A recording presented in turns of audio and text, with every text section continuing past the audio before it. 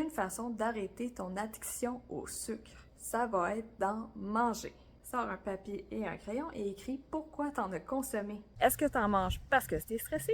Aller prendre une marche dehors, faire de la méditation, faire du sport, bouger aide à se calmer. Est-ce que c'est parce que tu t'ennuies?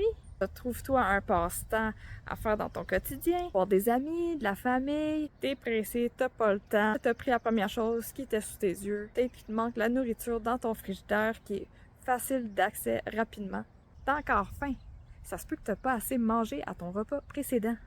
On va à un party, c'est un événement spécial, on a le goût de se lâcher lousse. Un truc pour mieux contrôler ses envies de sucre, manger avant l'événement ou s'emmener un lunch préfait à ton party. Fais ça quelques jours, l'écrire sur papier. Tu vas voir ce qui se répète le plus souvent sur ta liste. Si tu vois que sur ta liste que tu manges souvent parce que tu as faim, là, on va savoir quel est le véritable problème, qui va être « je mange pas assez dans mes repas », ce qui fait que j'ai souvent faim dans ma journée.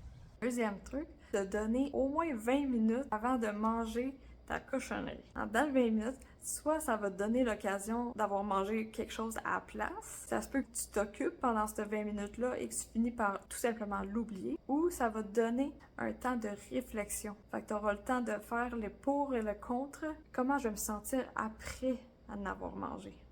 Rendre ces cochonneries le plus santé possible. Par exemple, t'es une bébête à sucre, tu manges beaucoup de chocolat. Essaie de te diriger vers le chocolat noir, de la crème glacée. Mange du yogourt à la place avec des fruits. Les fruits vont amener le petit goût sucré que ton palais recherche.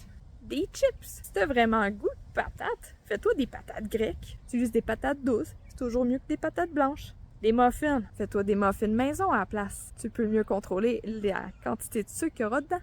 Mange plus de protéines. C'est pour ça que je mets de l'emphase sur la viande. Ton corps ne va pas envoyer un signal à ton cerveau afin de te dire « arrête de manger, je suis correct » s'il n'y a pas assez eu de protéines dans la journée. C'est même que tu vas te sentir comble plus longtemps. Ça va faire en sorte naturellement que tu vas manger moins de sucre parce que tu n'auras pas faim. L'outil ultime pour s'aider, ça va être de faire des recherches Google sur l'impact du sucre, les aliments transformés, l'alimentation en général sur notre corps. Une phrase que j'aime bien, c'est « The more you know, the less you fear ».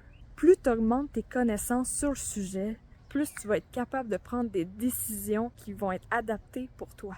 Réfléchis à qu'est-ce qui trigger ton envie de sucre. Écris-le sur le papier. Ça va donner une meilleure idée sur pourquoi tu en as mangé. À partir de là, tu pourras faire un changement qui va être durable à long terme. Sur ça, je vais te souhaiter une bonne journée.